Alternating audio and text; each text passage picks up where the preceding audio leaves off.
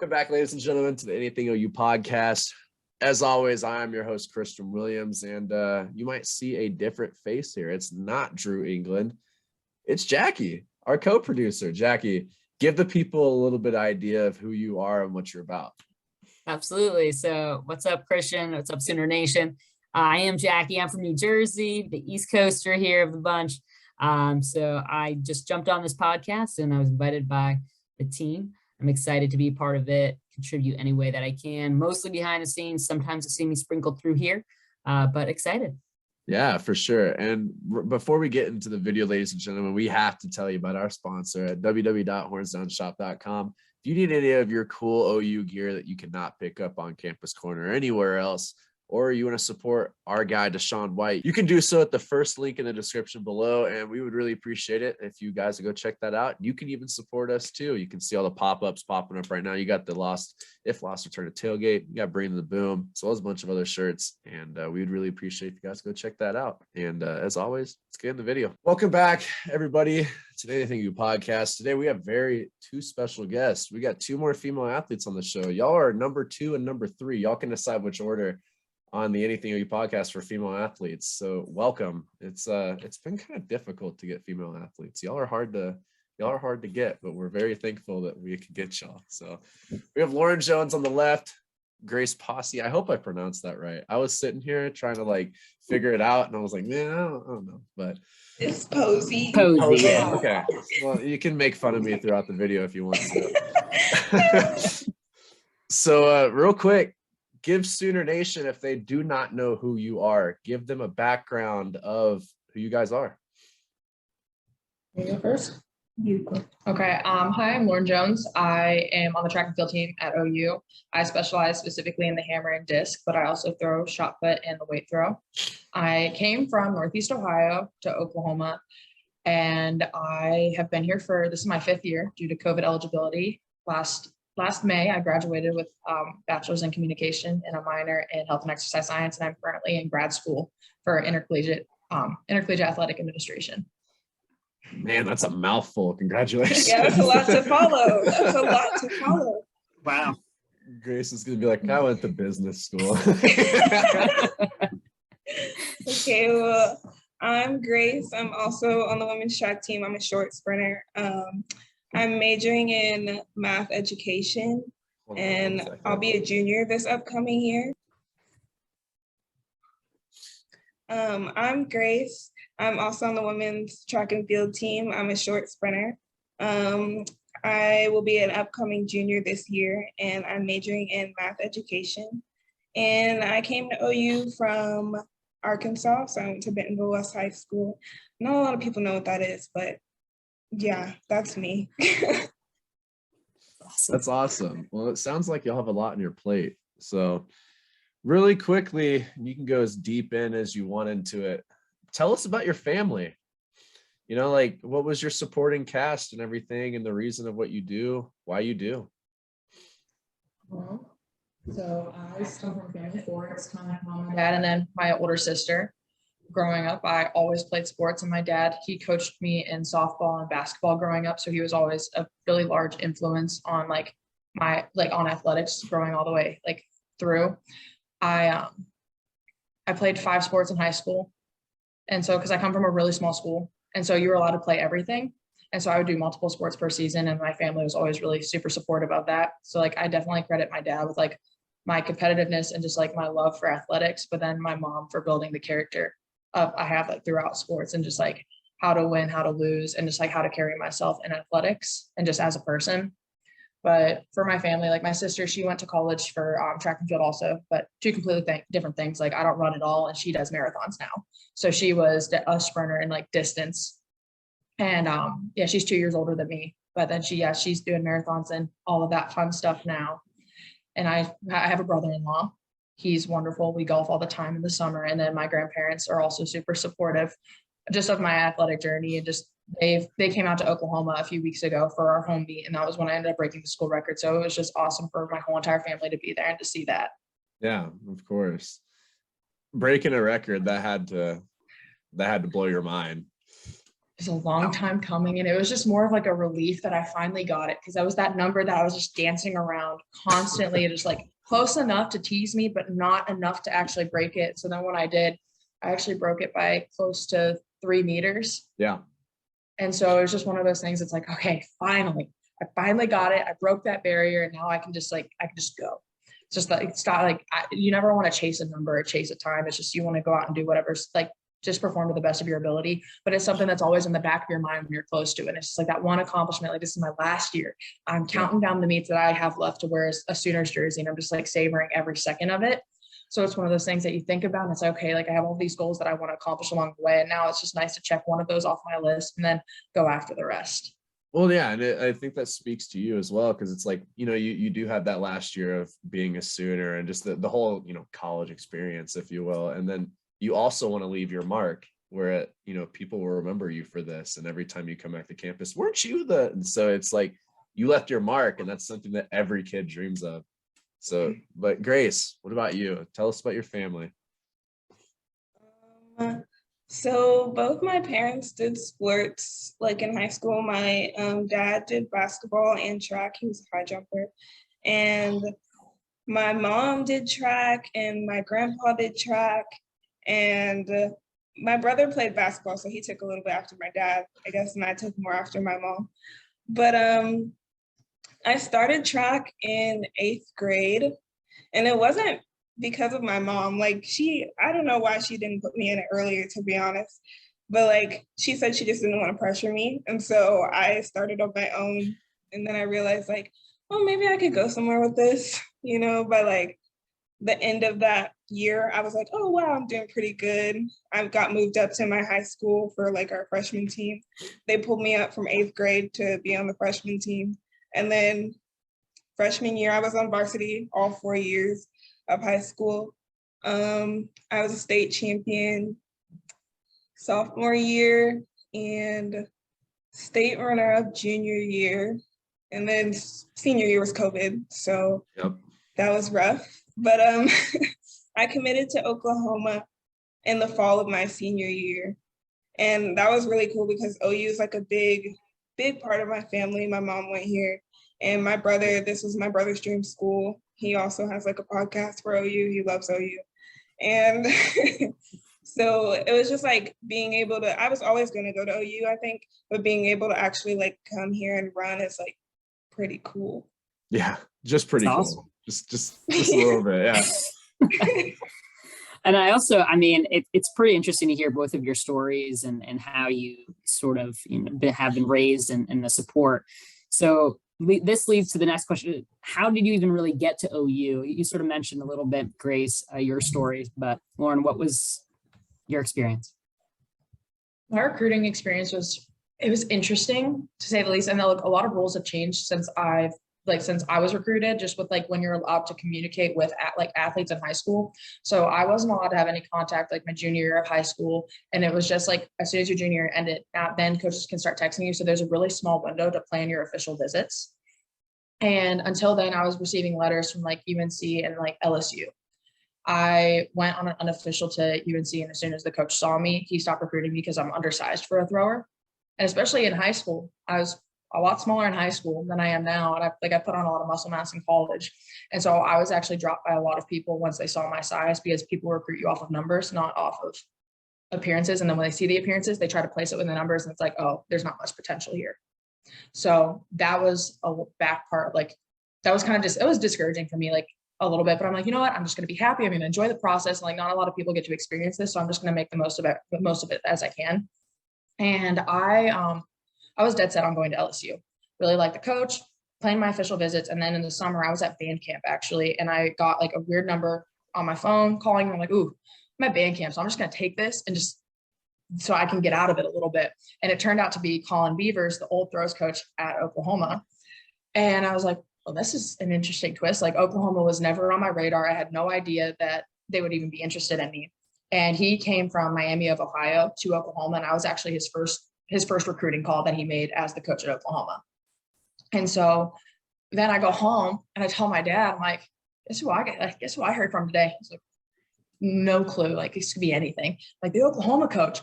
Immediately he pulls out his phone, looks at the schedule and he said, can you take a visit for me? I was like, yeah, why? He's like, we can only come out there on this date. I was like, okay, well, what date is it? He's like, Ohio State is playing at Oklahoma. And I was like, really? Because I'm from Ohio. And obviously one of my visits was at Ohio State. My mom and my grandma are both alumni from Ohio State. And my sister went to school in Columbus that was near Ohio State, but it was like a D3 school. And so like, they're like, oh, then you could be in Columbus, like near Columbus with Lindsay. And it's just like, it was more of a location thing for them rather than like the university itself. And I was like, okay, like, yeah, I'll let them know. And I remember I called him back. I'm like, okay, so the only time that works on my schedule for an official visit is like September 27th. And he's like, oh, that's a big recruiting weekend. Like, I don't know if we're going to be able to make that work. I'm like, okay, coach, well, I'm sorry. Like, that's the only time that works in my schedule between like homecoming, I'm like band shows, and like with all my other visits that I have scheduled, like that's the only weekend I can come. And he's like, you know what, Jones, we're going to make it work. We'll get you out here one way or another. I was like, okay, perfect. I look at my dad and I just wink, and he's like, yes. Like, it was just that like, oh, thank you. And I'm like, well, for everything that you've done for me, the least I can do is take a visit for you. And we get out to campus, we're touring it. And like the head coach at the time, he saw me and he looked at me, he's like, you're going to be a hammer thrower, which at this time in my life, I've never even picked up a hammer. I threw discus and shot put, but I also was a pitcher for our softball team through high school. And so like the only time I ever threw was during the season. So my training life coming into college was less than 2 years, even though I started when I was in 7th grade. I hardly practiced, and I won state 3 times in discus. Wow. I learned it quick, and I liked it when I was doing it, but I dedicated more of my time to basketball and other sports. And so like, I only did track during that season, which isn't that long in high school. And so I'm on my visit. I'm like, you know what? Like, I kind of like this. He didn't look at me and say like, you're undersized, you're never going to make it. He said, you're going to be a really good hammer thrower, or like, you're athletic. And that was another thing, is like, when I saw all the girls here, I was like, they broke the stereotype of female throwers or throwers in general. And so I was like, I like that they are athletic, and it's like the way that they train. It wasn't just, okay, you need to eat a bunch, you need to put on weight. And like, I had coaches tell me, if you're going to come here, you got to gain 50 pounds by the time you get to school here. And like, in my 5 years at college, I don't think I've put on more than 15 pounds since high school. Wow. I put on a lot of muscle mass, but it's not like, I'm not unhealthy. And so that was one of the things that I really liked about this. And then the game, like my dad was like so excited for the Ohio State game. And then we're meeting the team, and the people here are just amazing, super friendly, and just, it's a family. And that's what they wanted. They wanted to send, but they're going to send me away from home. And like, we're already talking about LSU, like that's far. So like, Oklahoma's not that much further. And they're like, we would just feel comfortable sending you here. And like, we know that these people are there. You're going to be taken care of if we're not here. And actually by the duck pond right outside, like our throwing cage, my parents were sitting there when I was walking around with the girls before the game. And my mom is crying on the bench about how much she loves it. She's like, I hate it that I love it here. And it's just that comparison chart. She's like, the only thing that was not a pro from Oklahoma was the location. And she's like, and it's just all about location. Then like, we want you to go here. But ultimately it was my decision. And Oklahoma was the very first visit I took, and it set a very high standard that none of the other schools reached after that. I got to ask you one quick question. So the following year after your visit, there was another Ohio State Oklahoma game. Yes. How did your dad yes, like there that was. one? Oh, my coach actually texted him. He said like, boomer. And my dad, my whole entire visit, Ohio State, when we were here, I just remember Ohio State had that really, like, it was really beautiful catch in the end zone. And Ohio State wanted the whole entire time. My dad's surrounded by these Oklahoma people. He's like, like trying not to cheer. And it was so hard for him to hold it in, because we've been cheering for Ohio State ever since I was little. Like my basement at my house is Ohio State themed. Like they're Ohio fans were known for being like very dedicated, to nicely put it. And so now I'm like, Ohio State, who? Oklahoma all the way. Like, and so he doesn't like that now. But I just remember one of the people that writes articles for our local paper, he featured me a lot throughout high school. He's like, man, Lauren Jones takes winning wherever she goes. Oklahoma beats Ohio State. And I'm like, Dad, how'd you like that one? In our local paper, that's what it said. And I'm like, they're blaming the Ohio State loss on me, but you know what? I'll take it. I feel like we're also leaving something on the table, Christian. I need to know what instrument that you played in the band. Oh yeah.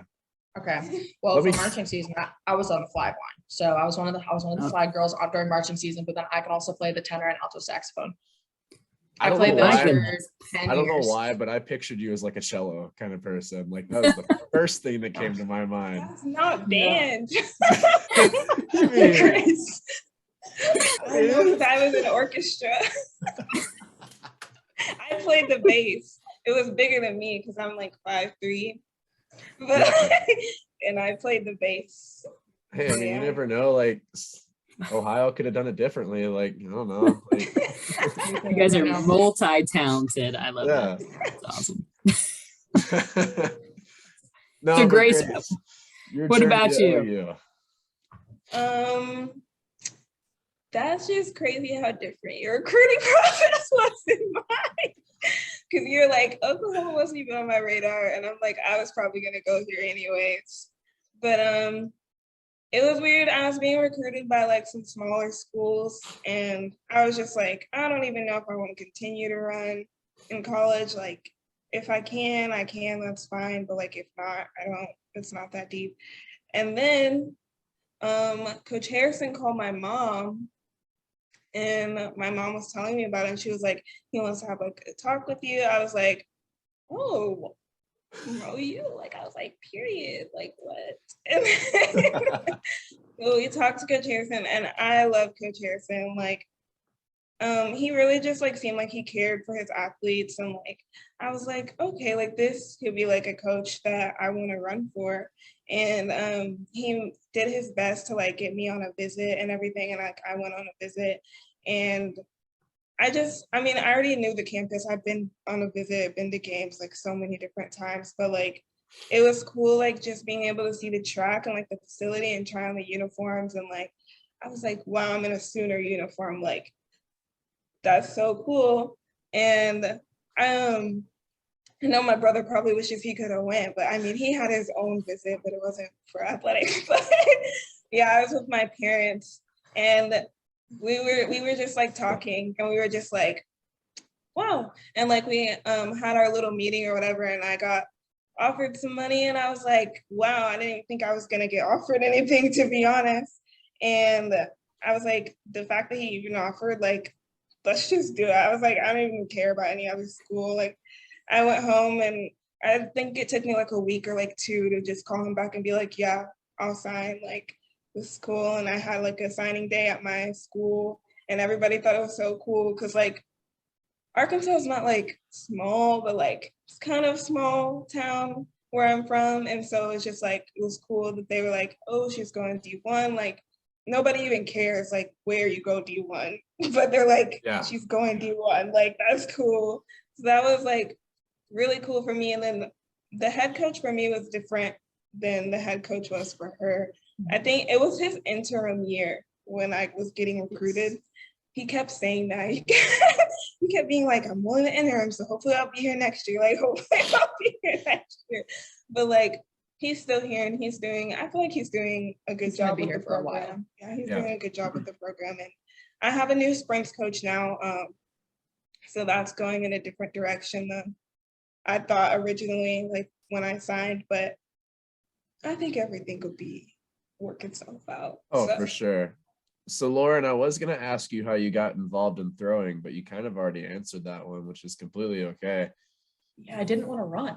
Yeah.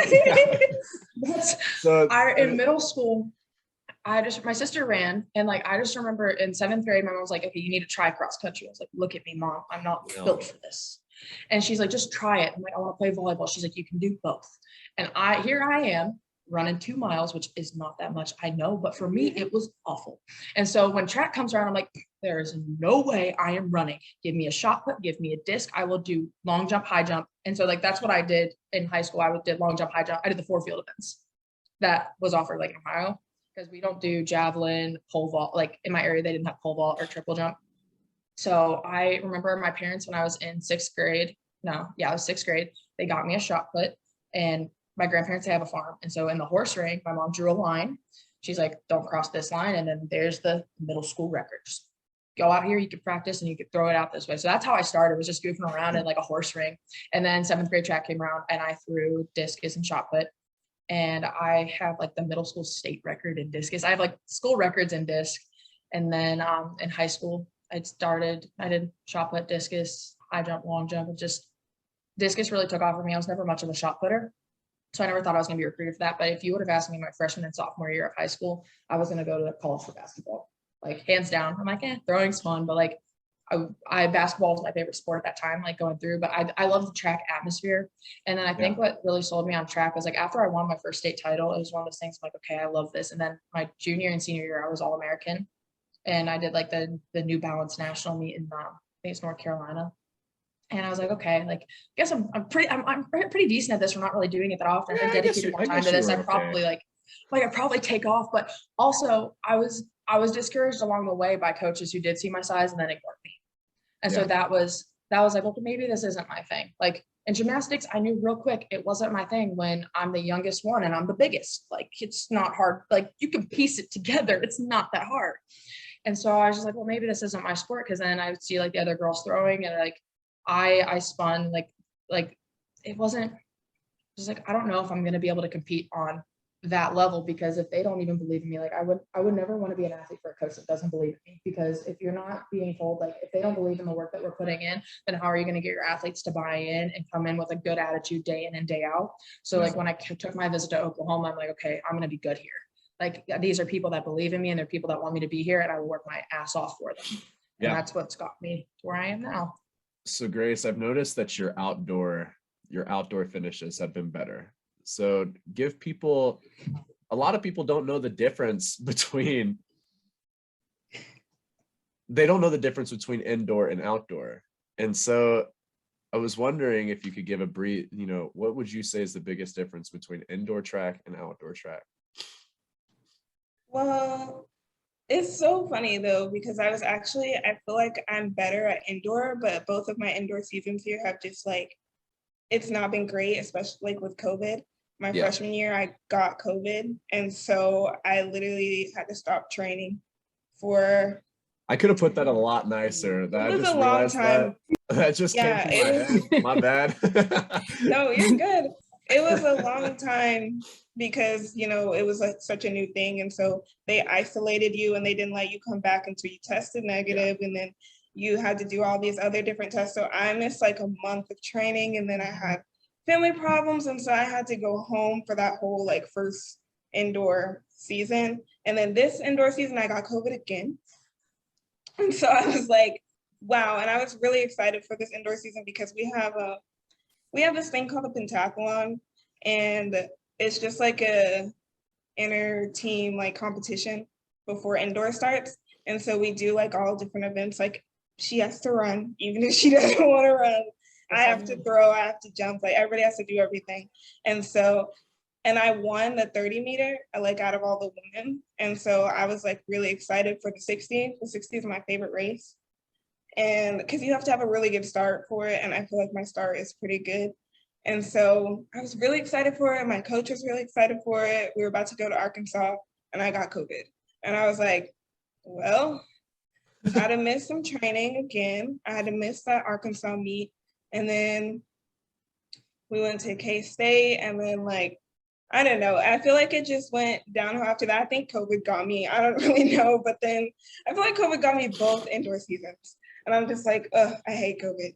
But I definitely my outdoor times look better than my indoor right now, because I've trained more in my outdoor seasons than I have been able to in my indoor seasons. And so I was excited because I did PR in my 200 in the last outdoor meet that we had.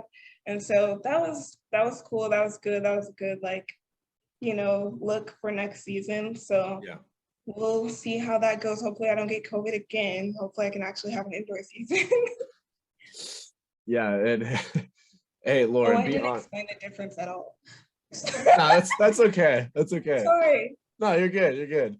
I could have worded it a lot better. I kind of roasted you, and I did not mean to. So. No, you're good. It was not intentional roast.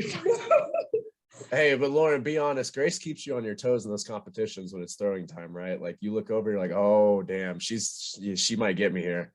Yeah. I start shaking a little bit because, I told you I'm not a big shot put girl, but Grace. Right. Yeah. Bro, I'm really good at nothing. is it overhead throw and You don't even know what it is. Come on. Who got it? What are you throwing? Like 150? Between the legs. Between the legs back and between the legs. It's not like our team pentathlon. It's okay. So there's different types of like quad strength testing. And so it's like a glorified quad strength testing, just like power output. It's just pure power output. That's why it's is it 40 meter or is it 30? I think it's 30. It's 30 because we have like a 30 meter dash, a standing broad jump, a standing triple jump, and then between the legs forward shot put throw, and between the legs like backward overhead back. And those are both off the toe board. So it's just testing explosive power. But yeah, she's got I won those too. Yeah. I won the throwing ones too. There you go. No, yeah, that's pretty cool. So Lauren, what would you say is the biggest difference between indoor and outdoor track? Outdoor is just better. Like, it's simply put, if you look at the throwing events, you have 2 indoor and they both suck. Like, weight throw is the worst thing ever invented. Like, okay, so I don't even know how to put this nicely. The same as hammer? No. Oh, Grace, come on. Okay, so it's the same form, technically speaking, but like you have shot put, which shot put, and I'm not a big shot put fan. So like this last weekend at conference was my last time ever throwing shot put. I don't train it. I'll just throw it in conference to see if I can pick up a point for the team. So the only times I ever throw a shot put are really at conference championships. Okay. And then maybe one meet throughout the year just for practice. But weight throw, so hammer is longer wire, lighter ball. It's more about technique and speed and execution. Weight throw is 20 pounds versus the 4K, which is 8.8 pounds for outdoor season. So it's 20 pounds right like on a handle. And so it doesn't go as far, which is why you can throw it indoors, but it's awful. Like no true hammer throw, like no hammer throwers, like all the guys that come from overseas, we have 2 Brits on the team. They don't throw weight in Europe for a reason. Weight throw is strictly an American thing because they throw it during indoor season. And I'm going to say not 100% because there's some weirdos out there, no offense, but 97% of hammer throwers all hate the weight throw. And this is something, it's a necessary evil to get to hammer. I've had more injuries in my career from weight throw and weight training than I have from hammer, and especially being undersized. So hammer, it's all about like execution and technique. Weight throw, mass moves mass with heavier implements. And so the bigger you are, the longer levers you have with like arms, legs, like the farther it's going to go naturally because you have more to counter against it. Once you get 20 pounds moving, that's a lot to hold on to and to use your body weight to counter, especially if you're not there very big. And so indoor season is just so frustrating to me because I'm sitting there and like, okay, it doesn't look bad. Like I have decent, like my technique's pretty good and I'm throwing it, but then you'll get a larger girl that's like 6 foot tall and I want to say has me by at least 50 pounds, 2 turns or even one turns and just long arms, uses their body weight. It doesn't look pretty, but it will just fly. And so that's the most frustrating thing for me about indoor season is just because it's not like there's some girls that are very, very good at it and like just can execute technique, but for weight throw, it's more like mass moves mass. And so, and I also had like my off season this year with like getting a new coach in the transition. I didn't have that good of an indoor season and we went a month without a coach and I had like a few injuries here and there. So I wasn't able to squat until outdoor season. So if you can't squat or put a load on your back, like you need to be strong to throw the weight throw. And I wasn't able to squat at all from like October to March. Wow. Yeah. So it was a bit rough. So I wasn't in my strongest form. So weight throw, it threw me. I didn't throw it. That's new transition to the new coaches. Like we both got new coaches. And so that was like rough, I guess, like on indoor especially, but like we got into our group by outdoor, I feel like. Yeah. It takes a while for you to build that trust between a coach and like every coach has their own mentalities and different ways of coaching or like their styles and what they know it works. And so it's always different, like, especially when you have a coach that you're comfortable with and you're used to changing that practice plan and like all the game, like the mindset. And so it takes you a while to build that trust with that coach. And so like you said, now that we're on the outdoor season, it took you like a season for that to make that adjustment to get to where we are now.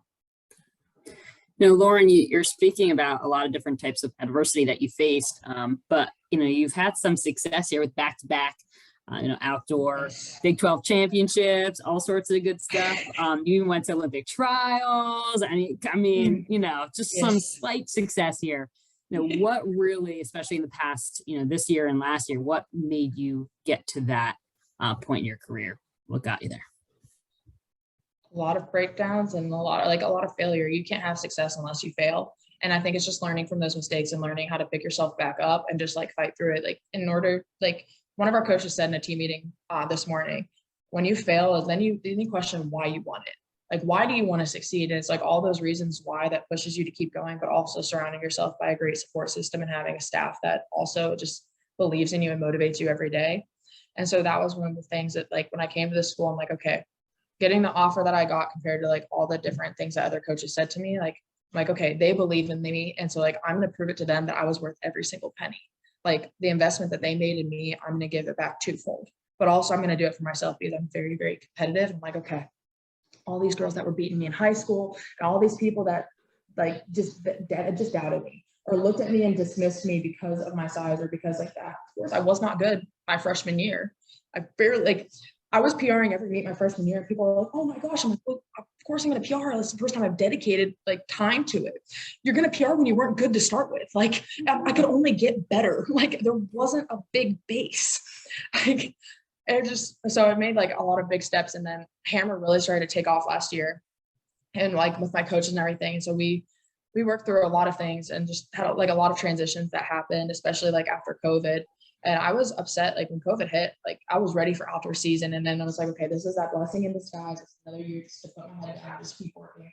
And then I'm going to come out and people aren't going to expect me to do well because I was third place. I think I got 5th place in Hammer my freshman year at conference, 3rd place the next year. And then I was there's girls from K-State that are very, very talented. And one's from Norway, has been throwing Hammer a very long time. And she won conference my sophomore year. So it's just expected when you win that you're going to win again. And I would say that's the hardest thing about winning is defending a title. It's not earning it the first time. The first time is okay, this was great. I had all that momentum, but it's the next time going into it. And it's okay, I have to earning it the second time is way harder than it is the first time. And that's something that I can definitely attest to from this past weekend too. And it just pushes you going forward. Yeah, for sure. So Grace, you've been talking about your brother JP quite a bit. And he is very involved over social media. He does a lot for his kids at his school, stuff like that. And he runs a particular show that's done pretty good called the JP and Trav Show that I actually got to go on last Wednesday. It was really fun. Love JP. He is hilarious. What is it like having a brother that is so involved in OU Twitter and he's constantly slandering Browns fans. If he's got something to say, he's going to say it. So what, growing up and just what is it like having a brother like that? He really knows more about OU than I do, and I go here. Sometimes he'll text me and be did you see this? And I'll be no, I don't know how you saw that. I'm on campus and you're not. Or things like that. But I definitely he actually came up for our team pentathlon. Don't know why. It's not even me. But he came up for that. And I took him on a tour of the campus. I took him to the football stadium because I know he would want to see that. That's pretty cool.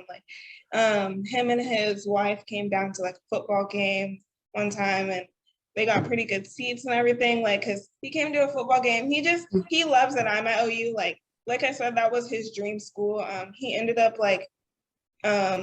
being called to a different school, and that's where he was with his fiance, and they're married now and they have a kid. My beautiful niece, Amaya. Beautiful. Love her. Haven't seen her yet in person, but I will in June. Can't wait.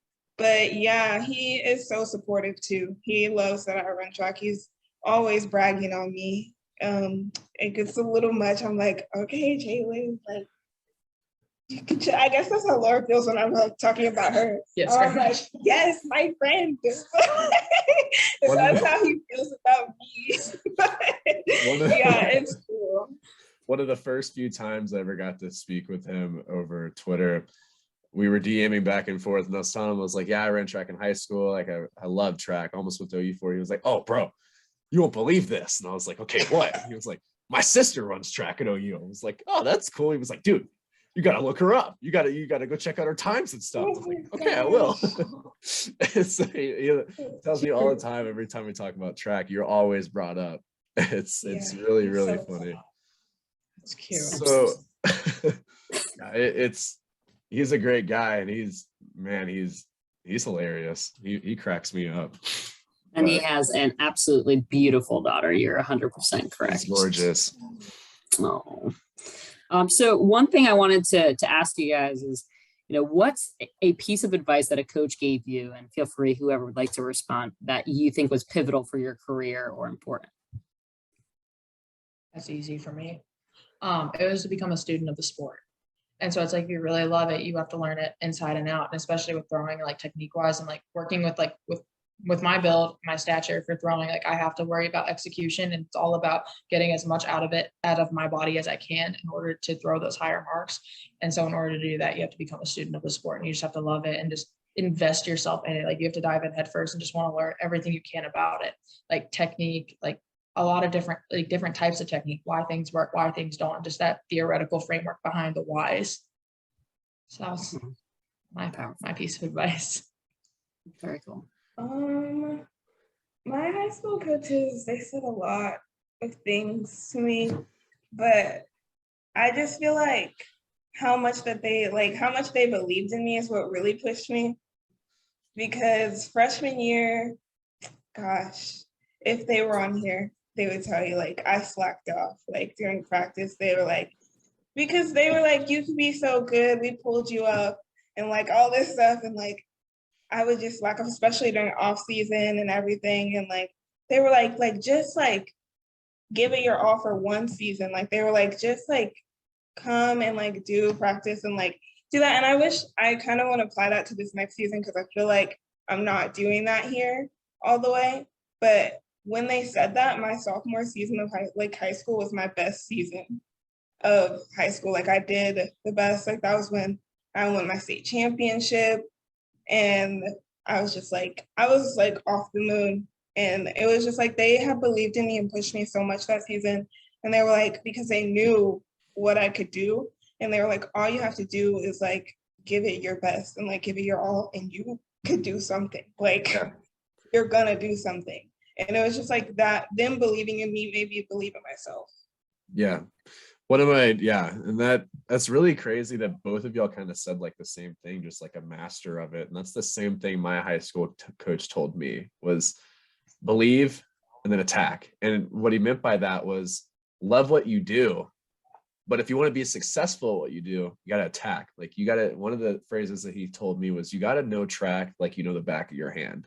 It has to be all you see, all you think about. And that goes for anything in life. It's like, just obsess over it, because it's okay to, if you love it, and you'll be great at it. And so I had to throw that in there, because my coaches told me very, very similar advice.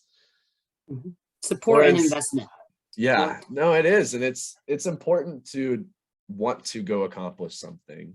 And because when you get that accomplishment, it's a feeling unlike no other. And it's amazing. You can't replicate it. It's just, you have to go out and you have to get it. And so it's a fun one to have. Lauren, what are your plans after college? What are you going to get into? I've been getting this one a lot lately. Okay, so I completed my first year of grad school this year, and this is obviously my last year of eligibility.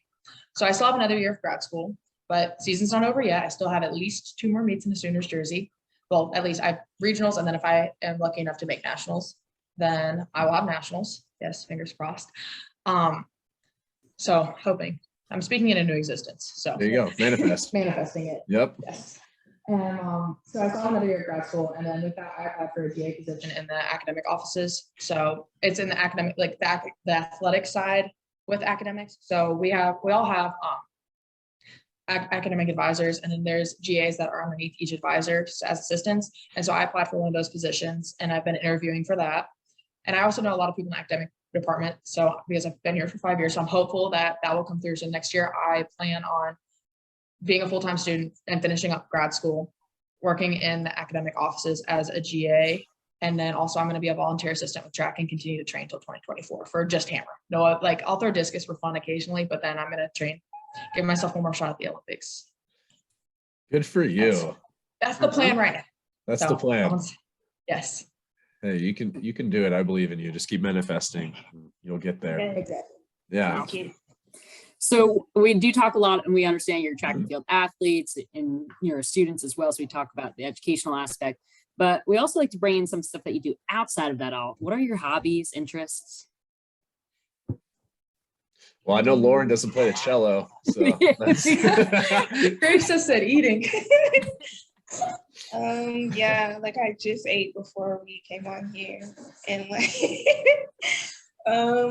I like to go with my friends and sleep. there you go. I don't do a lot. I'm a big animal girl. We have a dog in our apartment, so I'll take Nala for a lot of walks, and then I like walking. So for my off days, I'll always go for whether it's a walk around campus or a walk at like Sutton Hall at the trail. But then I also volunteer for a shelter. I have a dog. There you go. So it's my roommate's dog. She rescued her. Her name is Nala. She looks like a little wolf, but think of like an all black German Shepherd, but the size of like an Australian Shepherd, because she has the pointy ears that are up. She's precious. Yes, she's darling. My dad actually owns our apartment, so like my dad's our landlord, and we have 3 other girls living there. And he never let me have a dog because he's like, okay, with track, like you don't have enough time. Like I love animals. I've always had dogs. Grew up on a farm with my grandparents. Like we have horses and everything over there. And so like college, that was probably the hardest transitional part of college. Like moving away from home was just not being around animals all the time. And then Kayla is our javelin thrower. And then we had an opening in the apartment. I'm like, okay, Kayla, like I want Kayla can move in. Like that'd be awesome. Like she's one of my really good friends. And I told my dad, I'm like, Kayla has a dog though. He's like, oh, but we weren't going to do dogs in the apartment. I was like, but she needs to live here next year. She has to. Dad, like there's no other way. And he's like, okay, fine, like I guess. And I'm kind of allergic to dogs, but I just don't let her in my bed. I let her on top of it, not in it, because then it's fine. Like that's how much I love animals. Because I'm allergic, but I lay on the floor with her every day. Like I'll just lay down and she comes over. Yeah, she's wonderful. So yeah, that was the one thing. Like, so my dad finally caved with the dog, and so we do have one dog. And then I was like, well, what if we have one? And like, what's another? What if she gets lonely, Dad? She needs a friend. But he vetoed that one real quick. So. All right, so Grace will really like this question. This is the final question that we have for you guys, and I'm gonna ask this, and I'm gonna go into a bunch of different categories of what I'm about to ask. Favorite food? I love chicken tenders. There you go. Yeah. If you ask anybody, they'll say that. Oh, I love. You guys are probably thinking tenders. like, since she likes to eat so much, like maybe she'll say something exotic, like cool, like she's tried a lot of food. Yeah, back to the basics. There you go. Hey, Lauren, what about you? Oh, that's hard. I feel like it changes. Gosh, it shouldn't be a hard question, but it is. Okay, I love pasta. Okay, there you go. All right, favorite cereal? A good one too. Fruit Loops. It's right there on my fridge. I'm looking at it. I can see it. That's awesome. I don't eat cereal very often. Honey Bunches of Oats if I do. All right, so you go to Cheesecake Factory and you have to pick one cheesecake. Which one are you getting? Strawberry. Oreo Dream Extreme. There we go. Oh wow. That was quick. That was my cheesecake. Fast. That one I know. Yeah, there you go. That one was super quick. All right, and then my last question: where's your favorite place to eat in Norman? Red Rock. There you go. I like Red Rock. Their salads are good.